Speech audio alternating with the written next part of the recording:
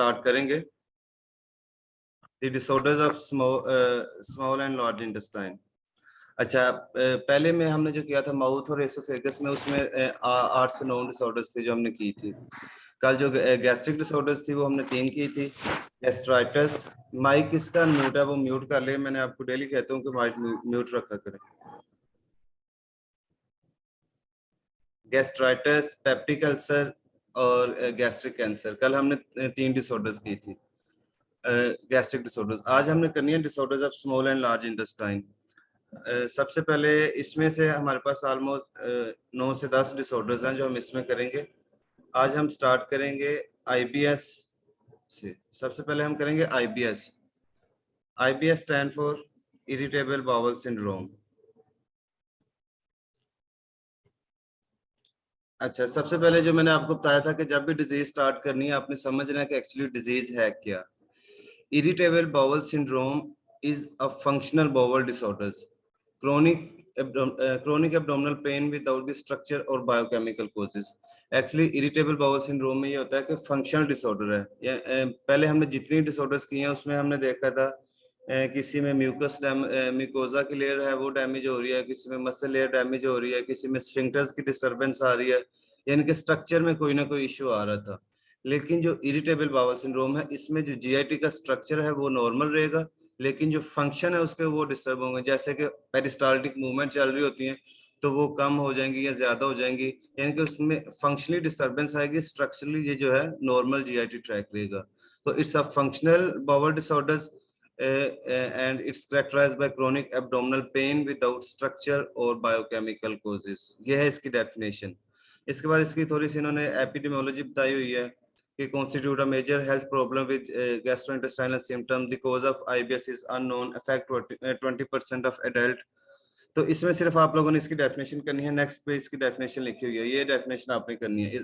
Functional GIT tract disorders with identifiable functional GIT tract disorders without identifiable causes characterized by abdominal pain and constipation, diarrhea और both। यानी कि ये functional disorder है जिसमें इसका कोज जो है वो अननोन होता है। उसके बाद इसके जो मेन सिम्टम है उसमें एब्डोमिनल पेन, कॉन्स्टिपेशन, डायरिया या दोनों हो सकते हैं। ठीक है, डेफिनेशन क्लियर है, समझ लगे कि इरिटेबल बाउल सिंड्रोम होती क्या चीज है। Yes sir. ओके, इसमें मतलब कॉन्स्टिपेशन भी हो सकती है और डायरिया भी हो सकता है जी। इसमें दोनों सिम्टम, अगर पेरिस्टाल्टिक मूवमेंट ज्यादा होंगी तो पेशेंट को डायरिया होगा, अगर पेरिस्टाल्टिक मूवमेंट कम होंगी तो कॉन्स्टिपेशन होगा। अच्छा जी, नेक्स्ट है हमारे पास पैथोफिजियोलॉजी। पैथोफिजियोलॉजी को जस्ट आपने अंडरस्टैंड करना है, याद नहीं इसमें करना। अब एक्चुअली ये होती किस तरह है, इसमें होता क्या है, क्योंकि स्ट्रक्चर तो जीआईटी ट्रैक का नॉर्मल होता है। इसमें सबसे मेन जो कोज है वो है central nervous system disturbance. Central nervous system में कुछ डिसऑर्डर्स की वजह से, किसी ट्रोमा की वजह से, ट्यूमर की वजह से, इन्फ्लेमेशन की वजह से सेंट्रल नर्वस सिस्टम जो है वो डिस्टर्ब हो जाता है, जिसकी वजह से जो जीआईटी ट्रैक से सिग्नल जाते हैं सीएनएस को वो एबनॉर्मल होते हैं। तो उससे क्या होता है कि आपकी बाउल एक्टिविटी ज्यादा हो जाती है, सेंसेशन ऑफ काइम मूवमेंट वो ज्यादा हो जाती है, और hyper secretion of clonic mucus. Chyme क्या होता है, किसी को आइडिया?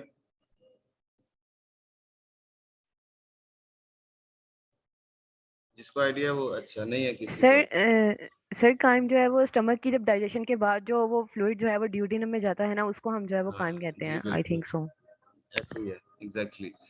तो इससे क्या होता है कि जो स्मॉल इंटेस्टाइन में काइम की सेंसेशंस है ना वो ज्यादा फील हो रही होती हैं सेंट्रल नर्वस सिस्टम को, जो सिग्नल जा रहे होते हैं वो ज्यादा जा रहे होते हैं, क्योंकि सेंट्रल नर्वस सिस्टम में एबनॉर्मेलिटी हुई होती है। तो जिसकी वजह से वो क्या है कि आपकी पेरिस्टाल्टिक मूवमेंट बहुत ज्यादा हो जाती है या बहुत कम हो जाती है, म्यूकस की सेक्रेशन भी ज्यादा हो जाती है। तो एक इसका फर्स्ट मेन जो कोज ये है कि सीएनएस सिस्टम की जो है वो डिसरेगुलेशन हो जाती है। उसके बाद जो पेन के आपके रिसेप्टर्स होते हैं वो क्या करते हैं कि अबनॉर्मली थ्रेशोल्ड करते हैं, जिसकी वजह से एब्डोमिनल पेन, ब्लोटिंग शुरू हो जाती है। यानी कि आपके जो पेन के रिसेप्टर्स हैं वो अबनॉर्मली एक्टिव होते हैं, जो सेंट्रल नर्वस सिस्टम को सिग्नल भेजते हैं, जिसकी वजह से आपको पेन की सेंसेशन स्टार्ट हो जाती है, यानी कि अबडोमिनल पेन फील होती है उस वजह से। तो ये है इसकी मेन पैथोफिजियोलॉजी। इसको आपने जस्ट आइडिया करना है, आपको समझ आने के लिए ये जरूरी है। याद जो आपने करना है वो है डेफिनेशन। कोजेज का आपको पता हो, कोजेज इंपॉर्टेंट है, डिफरेंट वजह से ये हो सकता है, हेरिडिटरी हो सकता है, साइकोलॉजिकल कोजेज हो सकते हैं जिसमें स्ट्रेस, एंजाइटी और डिप्रेशन या आपके सेंट्रल नर्वस सिस्टम को डिस्टर्ब कर सकते हैं, या कुछ डाइट ऐसी है जिसमें फैट ज्यादा हो, या स्टिमुलेटिंग और इरिटेटिंग फूड, उसकी वजह से स्टिमुलेशन में इश्यू आ सकते हैं, और इसके अलावा अल्कोहल कंजम्पशन एंड स्मोकिंग। तो ये सारी चीजें आपका आईबीएस को कोज करवाती हैं। हेरिडिटी, साइकोलॉजिकल स्ट्रेस, डाइट जिसमें हाई फैट और स्टिमुलेटिंग और इरिटेटिंग फूड आता है, और उसके अलावा अल्कोहल कंजम्पशन एंड स्मोकिंग, ये सारे हैं कोज आईबीएस के। यहाँ तक आपने दो चीजें करनी है, डेफिनेशन और कोजेज। थर्ड चीज आपने करनी है सिम्टम्स। सिम्टम्स यहाँ से आप लोगों ने इसकी 4 से 5 जो है वो मेन सिम्टम होती हैं, जिसमें सबसे पहली इसकी सिम्टम होती है abdominal discomfort and abdominal pain.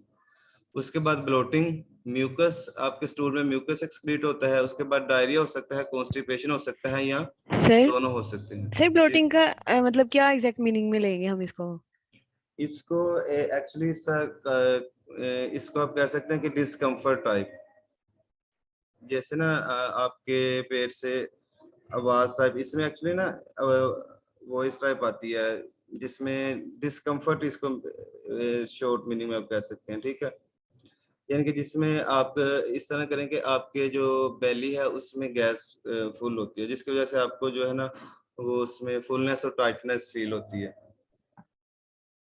ठीक है। It's like that. अच्छा, abdominal discomfort, pain, bloating, mucus in stool, और उसके बाद डायरिया, कॉन्स्टिपेशन, या इसके बाद ऑल्टरनेटिंग डायरिया, कॉन्स्टिपेशन। अच्छा, जो बच्चा मुझे आंसर देता है ना रैंडमली, तो वो मुझे पहले अपना नाम बताया करें, क्योंकि मैंने आपके साथ साथ एवेल्युएशन करनी होती है।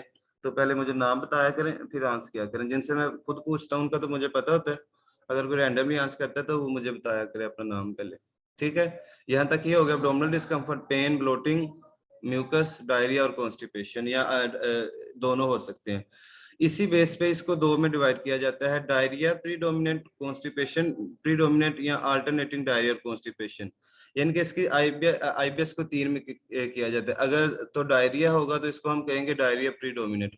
अगर कॉन्स्टिपेशन के सिम्टम्स ज्यादा हैं तो फिर इसको कहेंगे कॉन्स्टिपेशन प्रीडोमिनेंट। अगर दोनों है तो इसको कहेंगे अल्टरनेटिंग डायरिया एंड कॉन्स्टिपेशन, ठीक है। तो सिम्टम आपने याद रखनी है, abdominal discomfort, pain, bloating, mucus in stool, diarrhoea, constipation और अल्टरनेटिंग डायरिया एंड कॉन्स्टिपेशन। अच्छा, सब क्लासिफिकेशन ऑफ पेशेंट। अच्छा, ये कुछ सिम्टम है जिसकी बेस पे इसको किया जाता है क्लासिफाई कि ये डायरिया प्रीडोमिनेंट है, या कॉन्स्टिपेशन प्रीडोमिनेंट है, या दोनों है। ये सिम्टम है, 8 सिम्टम्स हैं, इनके बेस पे किया जाता है। चाहे यही सिम्टम आप याद कर लें, वो पीछे वाली ना करें, सेम है। Fewer than 3 bowel movements a week, यानी कि 3 से कम आपकी बाउल मूवमेंट होंगी, या मोर देन 3 मूवमेंट होंगी, या हार्ड और लंपी स्टूल होगा, लूज और वाटरी स्टूल होगा, urgency, feeling of incomplete bowel movement, passing mucus during a bowel movement, abdomen fullness, bloating और स्वेलिंग। ये वही सिम्टम है जो पहले हमने डिस्कस किए हैं। इस बेस पे हम डिवाइड करते हैं। अब ये देखें, अगर 2, 4 और 6 होंगी तो इसको हम कहेंगे डायरिया प्रीडोमिनेंट, यानी कि more than 3 bowel movement, loose और watery stool and feeling of incomplete bowel movement. अगर ये तीनों सिम्टम प्रेजेंट होंगे तो हम कहेंगे डायरिया प्रीडोमिनेंट। अगर 1, 3 और 5 होंगी तो इसको हम कहेंगे कॉन्स्टिपेशन प्रीडोमिनेंट, यानी कि फ्यूअर देन 3 मूवमेंट, हार्ड और लम्पी स्टूल और अर्जेंसी। अगर ये तीनों होंगी तो इसको हम कहेंगे कॉन्स्टिपेशन प्रीडोमिनेंट। अगर 2, 4 और 6 होंगी तो इसको हम कहेंगे डायरिया प्रीडोमिनेंट। तो आप चाहे ये पिछली स्लाइड ना करें, यहाँ से आप सर सिम्टम, प्लीज रिपीट कीजिएगा। ठीक है मैं आपको बता रहा हूँ। यहाँ से आपने सिम्टम्स याद करनी है कि इसकी 8 सिम्टम्स है। बाउल मूवमेंट वीक में 3 से ज्यादा हो सकती हैं, या बाउल मूवमेंट 3 से कम हो सकती हैं, या जो स्टूल है वो आपका हार्ड हो सकता है, या वो लूज और वाटरी हो सकता है। उसके बाद आपको जो फ्रीक्वेंसी है वो अर्जेंसी की हो सकती है। उसके बाद feeling of incomplete bowel movement, यानी कि आपको इस तरह फील होगा कि जो बाउल की एक्सक्रीशन है वो प्रॉपर नहीं हुई। उसके बाद passing mucus during bowel movement, और एब्डोमिनल फुलनेस, ब्लोटिंग और स्वेलिंग। तो अगर फर्स्ट, सेकंड, फोर्थ और 6 होंगे, यानी कि 3 बाउल मूवमेंट्स, लूज और वाटरी स्टूल और फीलिंग ऑफ इनकम्प्लीट, तो इसको हम कहेंगे डायरिया प्रीडोमिनेंट। अगर 1, 3 और 5 होंगी, fewer than 3 bowel movement, hard और लम्पसी स्टूल और अर्जेंसी, तो इसको हम कहेंगे कॉन्स्टिपेशन प्रीडोमिनेंट। समझ लगी हम किस तरह इसको क्लासिफाई करते हैं, ये डायरिया है प्रीडोमिनेंट है या कॉन्स्टिपेशन। ठीक है, ये सिम्टम आपने याद कर लेनी है, आपने याद रखना है कि डायरिया प्रीडोमिनेंट कौन सी है और कॉन्स्टिपेशन। तो अभी तक आपने क्या याद करना है, सिर्फ डेफिनेशन, कॉजेस और ये साइन एंड सिम्टम, ये 3 चीजें आपकी याद करने वाली हैं जो पेपर में आपके आएंगी, बाकी चीजें आपके अंडरस्टैंडिंग के लिए। नेक्स्ट है serotonin is Excuse me, important. sir.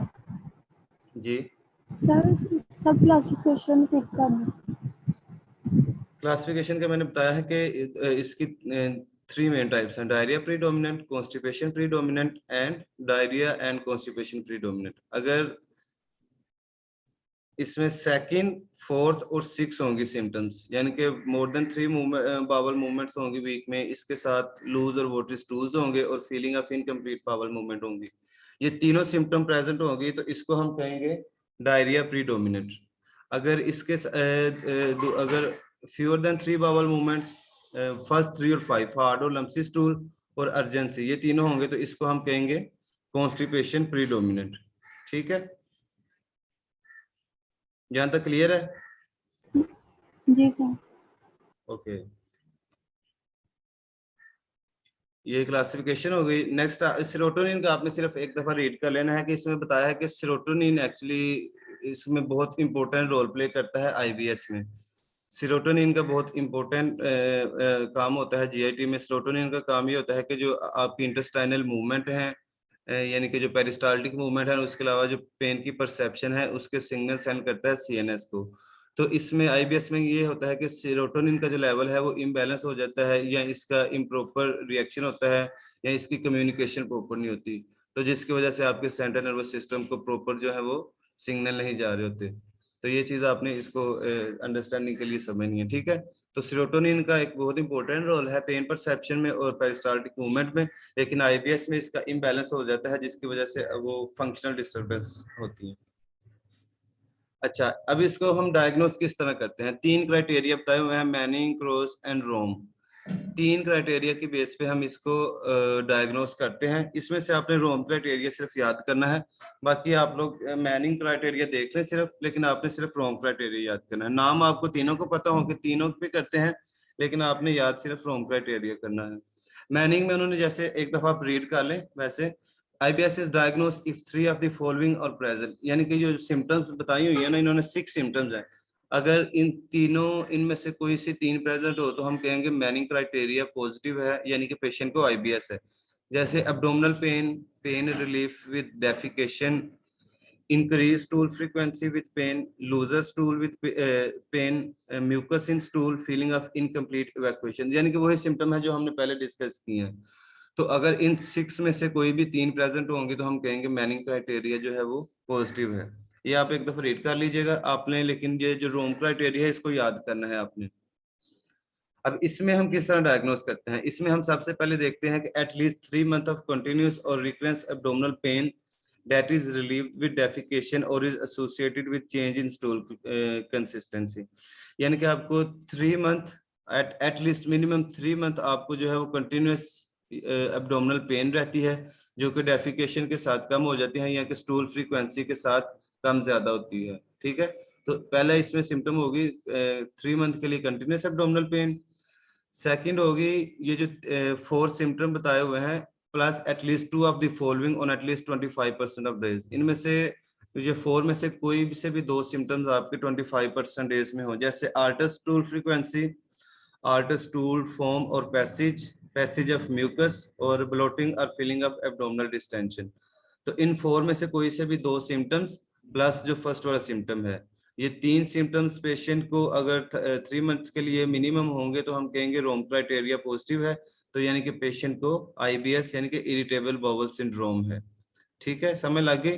सबसे पहले पेशेंट को 3 मंथ के लिए कंटिन्यूअस एब्डोमिनल पेन होगी जो कि स्टूल के साथ एसोसिएटेड होगी। सेकंड में होगा कि इस जो 4 सिम्टम है इनमें से कोई भी 25% डेज के लिए होंगे, जिसमें से alter stool frequency, alter stool form और पैसेज ऑफ म्यूकस या ब्लोटिंग और फीलिंग ऑफ एब्डोमिनल डिस्टेंशन, इन 4 में से कोई सी भी 2 प्रेजेंट होंगी। तो इस बेस पे हम इसको डायग्नोस करते हैं आईबीएस को। 3 डायग्नोस है, मैनिंग, क्रॉस और रोम। तो इसमें से आपने रोम क्राइटेरिया जो है वो याद करना है। समझ लग गई सबको? Yes sir. ईशा तारिक, आप मुझे बताएं रोम क्राइटेरिया क्या है? आप देख के चाहे बताएं, सामने लिखा है आपके। ईशा तारिक, ईशा तारिक आप यस सुन? सर। जी बताएं। यस सर, सुन रही हूँ। सर अगर आपको अगर पेशेंट को 3 मंथ से कॉन्टिन्यूस एब्डोमिनल पेन है तो वो रिलीव कर रहे हैं डेफिकेशन के साथ, ठीक है। तो ये मेन सिम्टम है जो आपका हम देखेंगे रोम क्राइटेरिया में। प्लस इसके साथ हम देखेंगे अगर ऑल्टर स्टूल फ्रीक्वेंसी या उस पे स्टूल फॉर्म और पैसेज क्या है, पैसेज ऑफ म्यूकस, तो फिर अगर इनमें से कोई 2 सिम्टम्स प्रेजेंट होंगे ना तो फिर रोम क्राइटेरिया जो पॉजिटिव होगा। ठीक है, वेरी गुड। तो ये एक आपने ये 3 चीजें देखनी है। उसके बाद आपने इसको डायग्नोस करने के लिए आपने क्या करवाना है, आप इसका स्टूल एग्जामिनेशन करवाते हैं, सीबीसी करवाते हैं, और इसके अलावा आप पेशेंट की सिग्मोइडोस्कोपी या कोलोनोस्कोपी, ये 3 टेस्ट करवाते हैं। इनकी डिटेल्स नहीं आपने मिल जाना, आपने सिर्फ इनके नाम याद करने हैं कि यानी कि आप स्टूल एग्जामिनेशन करवा सकते हैं, सीबीसी एंड सिग्मोइडोस्कोपी या कोलोनोस्कोपी, जिसमें वो देखा जाता है कि बोवल म्यूकोजा को, और इसमें सारी उसके पेरेंट्स देखी जाती हैं। ठीक है, ये थी इसकी डायग्नोस। अब नेक्स्ट फिर हम नेक्स्ट जो है इसकी अब मैनेजमेंट। अब डायग्नोसिस को कर लिया, अब हम इसको मैनेज कैसे करेंगे आईबीएस को। सबसे पहले आपने मैनेज करना है डिस्ट्रेसिंग सिम्टम्स, यानी कि जैसे पेशेंट को ब्लोटिंग हो रही है, एब्डोमिनल पेन है, कॉन्स्टिपेशन, डायरिया, तो वो जो सिम्टम्स हैं पहले सबसे पहले आपने उनको मैनेज करना है। फिर आपने करना है elimination of precipitating factor, stress reduction, यानी कि जो फैक्टर्स से ज्यादा हो रही है, किसी फूड से ज्यादा हो रही है, स्ट्रेस से ज्यादा हो रही है, तो जो फैक्टर्स हैं उनको आपने एलिमिनेट करना है। उसके बाद फिर आपने देनी है मेडिसिन। मेडिसिन में आपने सिर्फ मेडिसिन के नाम याद रखने हैं कि बल्क फॉर्मिंग लेक्सेटिव्स देंगे आपको, एंटीकोलिनर्जिक देंगे। एंटीकोलिनर्जिक यानी कि वो आपकी बोवल मोटिलिटी को इफेक्ट करेंगे। ठीक है, उसके बाद एंटी डायरियल मेडिसिन देंगे, एंटी डिप्रेसर मेडिसिन देंगे। ठीक है, तो ये 4 से 5 मेडिसिन है जो आप देंगे, laxative, anticholinergic, anti diarrhoeal and anti depressant. उसके बाद डाइटरी मैनेजमेंट। अच्छा, ये जो डाइटरी मैनेजमेंट है ना, अगर आपको नर्सिंग मैनेजमेंट आएगी तो इसमें डाइटरी लाइफस्टाइल चेंजेस ये सारी आपने नर्सिंग मैनेजमेंट में ही लिखनी होती हैं। ठीक है, तो ये अगर आपको नर्सिंग मैनेजमेंट आएगी तो उसमें आपने डाइटरी मैनेजमेंट भी लिख सकते हैं, लाइफस्टाइल मॉडिफिकेशंस भी लिख सकते हैं, और उसके अलावा क्लाइंट टीचिंग और वो बाकी सारी चीजें भी नर्सिंग इंटरवेंशन में लिख सकते हैं। ठीक है, तो डाइटरी में क्या है, often benefit from additional dietary fibre increase कर देंगे, add bulk and water content, stool reducing diarrhoea, some benefit from elimination of lactose fructose, limiting intake of gas forming foods. ठीक है, तो इसमें आपने क्या करना है कि आपने डाइटरी फाइबर को इंक्रीज कर देना है, वाटर कंटेंट को इंक्रीज कर देना है, लैक्टोज फ्रक्टोज को आपने एलिमिनेट करना है, और गैस फॉर्मिंग फूड को भी आपने कम करना है। ठीक है, तो नर्सिंग में वही आपने होम केयर देनी है, डाइट के बारे में गाइड करना है, स्ट्रेस मैनेजमेंट करनी है, और सीक मेडिकल अटेंशन। तो मैनेजमेंट में आपने क्या देखना है, सबसे पहले आपने उसको सिम्टम्स को मैनेज करना है, प्रेसिपिटेटिंग फैक्टर्स को एलिमिनेट करना है। मेडिसिन में आपने laxative, anticholinergic, anti diarrhoeal, anti depressant देने हैं। और डाइटरी मैनेजमेंट में आपने क्या करना है कि फाइबर्स और बल्क और वाटर कंटेंट को इंक्रीज करना है, और आपने लैक्टोज फ्रक्टोज और गैस फॉर्मिंग फूड्स को अवॉइड करवाना है। ठीक है, यहाँ तक था इसका। यहाँ तक सबको क्लियर है आईबीएस? तो इसका एक क्विक रिकैप करते हैं। सबसे पहले IBS is a functional bowel disorders without identifiable causes characterized by abdominal pain, constipation, diarrhea or both. Pathophysiology में इसके CNS डिस्टर्बेंस हो सकती है जिसकी वजह से इसके सिग्नल में इश्यू आ सकता है, या इसके आपके थ्रेशोल्ड की वजह से पेन थ्रेशोल्ड एब्डोमिनल एक्टिवेट होते हैं जिसकी वजह से आपको एब्डोमिनल पेन होती है। कॉजेज में इसकी हेरिडिटी की वजह से हो सकता है, साइकोलॉजिकल फैक्टर्स हो सकते हैं, डाइट और अल्कोहल कंजप्शन और स्मोकिंग। सिम्टम्स में आपने यहाँ से याद कर लेनी है कि ये 8 तरह की सिम्टम होती हैं। बाउल मूवमेंट ज्यादा हो सकती हैं, कम हो सकती हैं, स्टूल हार्ड हो सकता है, ये लूज हो सकता है, अर्जेंसी हो सकती है, या इनकम्प्लीट इवैक्यूएशन होगी, म्यूकस होगा, और एब्डोमिनल फुलनेस और ब्लोटिंग होगी। ये 2 से 3 सिम्टम बहुत जरूरी हैं जिसमें एब्डोमिनल फुलनेस, ब्लोटिंग और पासिंग ऑफ म्यूकस और एब्डोमिनल पेन, ये 4-5 सिम्टम मस्ट है। उसके बाद डायरिया और कॉन्स्टिपेशन कुछ भी हो सकता है। तो अगर 2, 4 और 6 होंगी तो डायरिया प्रीडोमिनेंट होगा, अगर 1, 3 और 5 होगी तो कॉन्स्टिपेशन प्रीडोमिनेंट होगी। डायग्नोस इसमें सेरोटोनिन का आपने थोड़ा सा बताना है। डायग्नोस में हम मैनिंग क्रूस और रोम क्राइटेरिया यूज करते हैं। रोम को आपने याद रखना है इसकी चीजें। उसके बाद आप इसकी CBC, stool examination and sigmoidoscopy and colonoscopy करवा सकते हैं। मैनेजमेंट में आपने सिम्टम को मैनेजमेंट करना है, फैक्टर्स को एलिवेट करना है, एंटीकोलिनर्जिक, लेक्सेटिव, एंटी डायरियल और एंटी डिप्रेसर मेडिसिन आपने देनी है।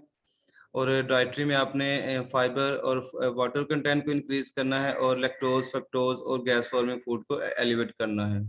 नर्सिंग मैनेजमेंट में आपने डाइट, उसकी डाइट के बारे में गाइड करना है, स्ट्रेस मैनेजमेंट करनी है, और मेडिकल अटेंशन सीख करनी है अगर सीरियस चेंजेस हो जाए तो। Any question? सर ये जो फैक्टर्स हैं इनको प्रेसिपिटेटिंग फैक्टर्स क्यों कहा गया है? प्रेसिपिटेटिंग फैक्टर्स वो होते हैं जो उसको डिजीज को एलिवेट करते हैं, यानी कि उसको ज्यादा करते हैं। तो ये जो फैक्टर्स हैं प्रेसिपिटेटिंग फैक्टर्स, किधर, यहाँ से कहाँ से आपने क्वेश्चन पूछा है? प्रेसिपिटेटिंग फैक्टर्स वैसे उन फैक्टर्स को कहते हैं जो डिजीज को एलिवेट करते हैं, यानी कि जो स्ट्रेस है उसकी वजह से डिजीज जो है ये ज्यादा होती है, क्योंकि वो आपके सीएनएस को डिस्टर्ब करती है। डिप्रेशन, स्ट्रेस तो आपके सीएनएस को डिस्टर्ब करती है, जिसकी वजह से आपकी मोटिलिटी में डिस्टर्बेंस आती है। तो इसलिए इसको जो है प्रेसिपिटेटिंग फैक्टर कहते हैं। प्रेसिपिटेटिंग फैक्टर्स वो होते हैं जो आपकी डिजीज को ज्यादा करते हैं।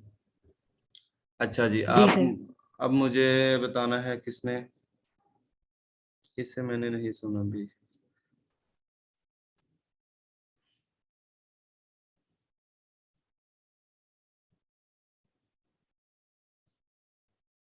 मुस्कान, मुस्कान वारिस, आप मुझे एक इसकी समरी बता दें, सिर्फ आईबीएस की डेफिनेशन और सिम्टम मेन एक दफा आप इसको कर दें समराइज सबके लिए, जितना आपको आता है। इसमें कंफ्यूज नहीं होना आपने, ठीक है? सर बेसिकली ये फंक्शनल डिसऑर्डर होती है जीआईटी की, जिसमें कॉन्स्टिपेशन, डायरिया या एब्डोमिनल पेन वगैरह हो सकती है। इसके साइन एंड सिम्टम्स में abdominal pain, abdominal fullness, constipation या stool less than 3 in a week and more than 3 in a day, urgency हो सकती है, या लूज स्टूल हो सकता है, या हार्ड स्टूल पास हो सकता है। ठीक है। या और क्या आएगा? और डायग्नोस में मैनिंग क्रूस और रोमिंग, ये डिफरेंट डायग्नोस करेंगे, ठीक है? और इसके डायग्नोसिस कराएंगे, उसके बाद स्टूल टेस्ट, और इसके अलावा ठीक है। मैनेजमेंट बता दें आप, मैनेज कैसे करेंगे? मैनेजमेंट में इसके हमने सबसे पहले सिम्टम्स को मैनेज करना है, फिर इस फैक्टर्स को, जो प्रेसिपिटेटिंग फैक्टर्स है उनको एलिमिनेट करना है। फिर आपने मेडिसिन में वो laxative, anticholinergic, anti diarrhoeal, anti depressant, वो सारी मेडिसिन देनी है, ठीक है? और डाइट को मैनेज करना है, ठीक है? वेरी गुड, ओके जी। आईबीएस सबको क्लियर है? अब सेकंड जो डिसऑर्डर्स है वो है हर्नियाज। अच्छा, हर्निया किसी को याद हो तो हमने पहले भी किया हुआ है हर्निया, याद है आपको? पहले हमने किया था, कौन सा हर्निया हमने किया था पहले? Yes sir, हाइटल hernias. ठीक है, वो हमने किया था कि वो जो है आपका स्टमक वो प्रोट्रूड हो जाता सर है, इसोफेगस का डिसऑर्डर था ना? हाँ, वो स्टमक आपका प्रोट्रूड हो जाता है इनटू थोरेसिक कैविटी, ठीक है? उसमें हमने 2 स्लाइडिंग और पैराइसोफेगल हर्निया, 2 उसकी टाइप्स की थी। तो ये जो हर्निया है एक्चुअली ये भी वही चीज है, कोई डिफरेंट नहीं है। आपकी बुक में नहीं है ये हर्निया जो है ना, ब्रूनर की बुक में, इसमें से आप वो हर्निया कर लें, ये हर्निया कर लें, ऑलमोस्ट चीजें सेम ही हैं, लेकिन इसको एक दफा आप लोग जस्ट रीड कर लीजिएगा। इसमें से कुछ एक्स्ट्रा चीजें नहीं करने वाली, कुछ चीजें मैं आपको बता देता हूँ सुपरफिशली, वो आपने देख लेनी है। डेफिनेशन आपने वही करनी है। वैसे हर्निया की सिर्फ अगर हम हर्निया की डेफिनेशन करें तो वो प्रोट्रूजन ऑफ ऑर्गन और पॉट और part of organ through a defect in the wall of cavity normally containing it, यानी कि कोई भी ऑर्गन या उसका कोई पार्ट किसी भी कैविटी से अगर वो प्रोट्रूड कर जाए तो उसको हम कहेंगे हर्निएशन, ठीक है? ये है हर्निया की डेफिनेशन। उसके बाद नेक्स्ट है, इसमें आपने कोजेज वही जो हमने तब किए थे कि कोई भी चीज जो एब्डोमिनल प्रेशर इंक्रीज करती है, ठीक है? आपने उधर से कर लेना, ये मैं वैसे आपको बता रहा हूँ कि जैसे obesity, heavy lifting, coughing, straining during defecation, chronic lung disease, fluid in abdominal cavity और हेरिडिटरी, तो ये सारे फैक्टर्स इसको कॉज करते हैं।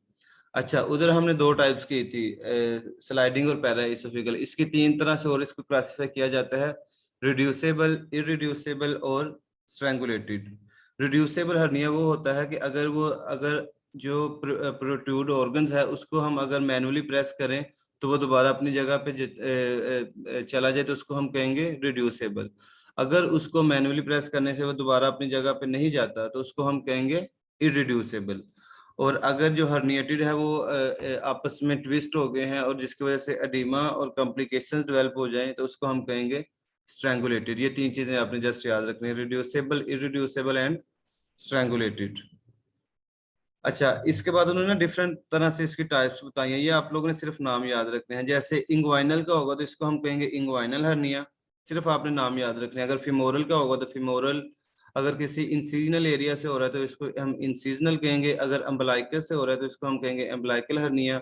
अगर ग्रोन से हो रहा है तो इसको हम कहेंगे ग्रोन हर्नियास। ठीक है, तो ये आप लोगों ने सिर्फ इनके नाम याद रखने हैं। जिस एरिया का हर्निया होगा उसको हम कहेंगे, यानी कि ये डिफरेंट एरिया से हो सकता है।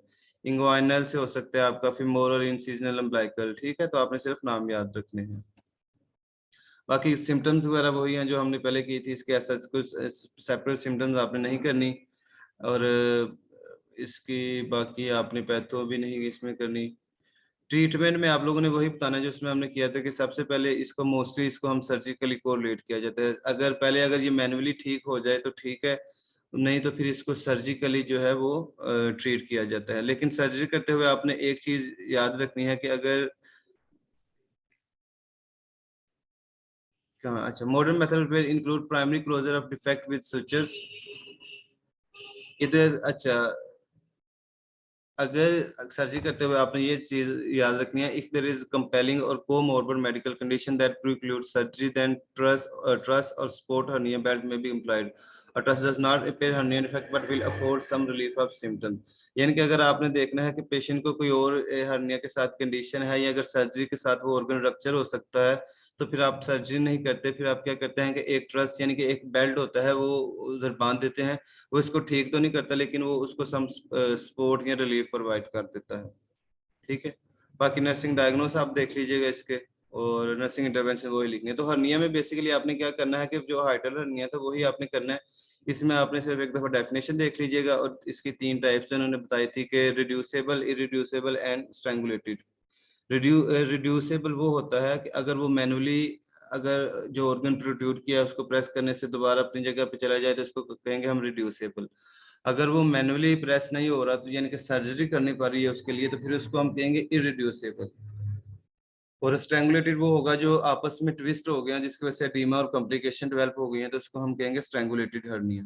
बाकी इसके अलावा आपने इनके नाम याद करने हैं अकॉर्डिंग टू लोकेशन, अगर जिस ऑर्गन का होगा, इंग्वाइनल का, फिमोरल का, इंसिजनल एरिया से हुआ या अम्बिलिकल से।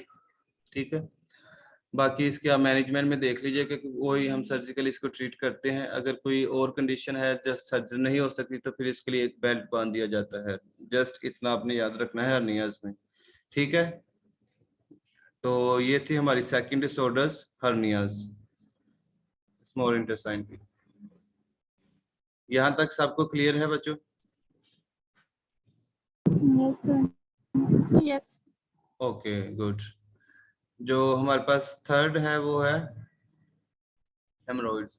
अच्छा, आप लोगों को ना शायद थोड़ा आइडिया ना हो, आज मैं आप लोगों को सेंड करूंगा कि हम आप लोगों की इवैल्यूएशन किस तरह साथ साथ कर रहे हैं, तो ताकि आप लोगों को आइडिया हो जाएगा कि क्या चीजें हम आप लोगों की देख रहे हैं और क्या ऑब्जर्व कर रहे हैं। तो उसके अकॉर्डिंगली आप लोगों ने चलना है, वो आपको आज मैं शेयर करूंगा। नेक्स्ट है हेमरॉइड्स।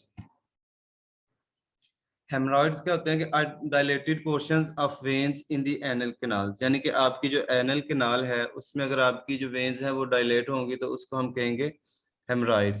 हेमरॉइड्स, सबसे पहले अपने डेफिनेशन को समझना है कि एक्चुअली कहना क्या चाह रहे हैं। यानी एनल कैनाल में अगर जो वेन की डायलेशन हो जाएगी तो उनको हम कहेंगे हेमरॉइड्स। जो डायलेटेड पोर्शंस होंगे उनको हम कहेंगे haemorrhoids.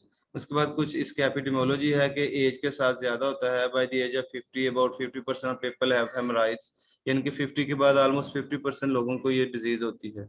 Increase pressure in haemorrhoidal tissue due to pregnancy में इनिशिएट हेमरॉइड और एग्रीवेट एग्जिस्टिंग वन, यानी कि अगर प्रेगनेंसी में ये क्या होता है कि जो हेमरॉइडल टिश्यू है उसमें प्रेशर ज्यादा हो जाता है जिसकी वजह से ये हेमरॉइड को इनिशिएट कर सकती हैं, या अगर पहले प्रेजेंट है तो उसको एग्रीवेट करेगी। तो सबसे पहले आप लोगों ने सिर्फ इसकी डेफिनेशन करनी है कि dilated portions of when, in anal canals. इस बेस पे इसको दो में डिवाइड किया जाता है, internal haemorrhoids and external haemorrhoids.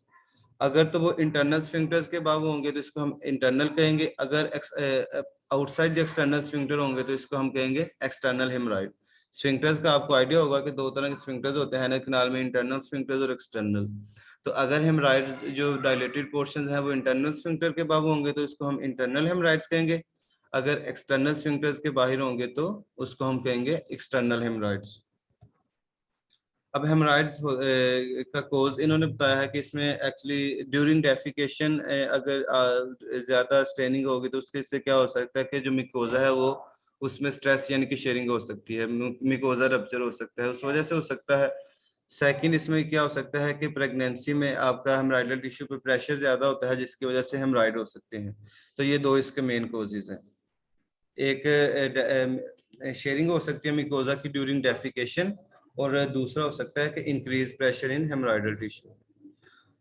अब हेमरॉइड्स के साइन एंड सिम्टम्स क्या होंगे? आप अपने जहन में एक चीज पहले आप समझें कि हेमरॉइड्स क्या है। वेन जो है आपकी वो डायलेट हो गई है आपके एनल एरिया में, तब उसमें क्या सिम्टम्स शो हो रहे हैं? उसमें ईचिंग और पेन होगी क्योंकि आपको डिफिकल्टी इन डेफिकेशन होगी जिसकी वजह से पेन होगी और ईचिंग भी साथ होगी। इसके अलावा ब्लीडिंग हो सकती है जिसकी वजह से bright red bleeding with defecation, तो आपकी डेफिकेशन के साथ रेड ब्लीडिंग हो सकती है। अगर तो जो एक्सटर्नल हेमरॉइड्स हैं are associated with severe pain from the inflammation and edema post thrombosis. जो एक्सटर्नल हेमरॉइड है उसमें स्वेयर पेन होती है, लेकिन जो इंटरनल हेमरॉइड है वो यूजुअली पेनफुल नहीं होते अंटिल दे ब्लीड और प्रोलैप्स। यानी कि जो एक्सटर्नल है वो पेनफुल ज्यादा होते हैं और उसमें इन्फ्लेमेशन हो जाती है, लेकिन इंटरनल जो है वो लेस वो पेनफुल नहीं होते जब तक वो ब्लीड ना हो उधर से। ठीक है, तो ये थी इसकी साइन एंड सिम्टम, इचिंग और पेन और ब्राइट रेड ब्लीडिंग होगी। एक्सटर्नल जो है वो पेनफुल होंगे विद इन्फ्लेमेशन एंड एडिमा, और इंटरनल जो है वो usually not painful until they bleed. उसके बाद है इसकी मैनेजमेंट। मैनेजमेंट में दो चार चीजें आपने याद रखनी है कि अब उसको हम किस तरह करेंगे। सबसे पहले डाइट में high residue diet that contain fruit along with increased fluid intake। एक तो आप हाई रेसिड्यू डाइट देंगे, साथ में आपने उसको फ्लूइड इनटेक करना है। उसके बाद पर्सनल हाइजीन बहुत ज्यादा इम्पोर्टेंट है और एक्सेसिव स्ट्रेनिंग से अवॉइड करना है ड्यूरिंग डेफिकेशन। एक्सेसिव स्ट्रेनिंग नहीं करनी, personal hygiene, high residue diet और वार्म कंप्रेसर यूज करते हैं, और सिट्स बाथ, एनाल्जेसिक पेन के लिए एनाल्जेसिक ऑइंटमेंट्स और सपोस्ट्रीज यूज करते हैं, और इसके अलावा बेड रेस्ट अलाउ की जाती है। ठीक है, तो ये थी एक नॉन मेडिकल मैनेजमेंट इसको हम कह सकते हैं। सबसे पहले पर्सनल हाइजीन और एक्सेसिव स्ट्रेनिंग से अवॉइड करना है आप लोगों ने, या आप नर्सिंग मैनेजमेंट में भी चीजें मेंशन कर सकते हैं। ठीक है, हाई रेसिड्यू डाइट देनी है, वार्म कंप्रेसर यूज करने हैं, सीट्स बाथ यूज करने हैं, और एनाल्जेसिक ऑइंटमेंट्स देनी है और बेड रेस्ट।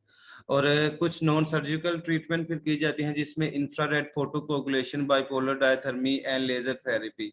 इसमें एक्चुअली जो है ना फोटोकोगुलेशन जिसमें फोटोथेरेपी दी जाती है, बाइपोलर डायथर्मी में एक करंट दिया जाता है, लेजर थेरेपी में रेडिएशन दी जाती हैं। तो इन तीनों में एक्चुअली मेन इनके आपने नाम ही याद रखने हैं, इतनी डिटेल में नहीं जाना लेकिन इन तीनों में मेन इनका काम यही होता है कि ये इसको जो हेमरॉइड्स हैं उसको फ्रीज करके या उसको फिर जो है वो नेक्रोसिस उसकी करवा देते हैं। ठीक है, photocoagulation, diathermy and laser therapy. Surgery में इसके दो प्रोसीजर यूज होते हैं, दोनों के आपने नाम याद करने हैं, mainly rubber band ligation and cryosurgical haemorrhoidectomy. दो सर्जिकल प्रोसीजर यूज होते हैं, rubber band ligation and cryosurgical haemorrhoidectomy. Rubber band ligation में क्या होता है कि आपका जो हेमराइडल टिश्यू है जहाँ से हेमराइड हुआ है वहां से एक रबर बैंड जो है वहां उसके ऊपर बांध दिया जाता है, जो क्या करता है कि टिश्यू को जो है tissue distal to rubber band become necrotic after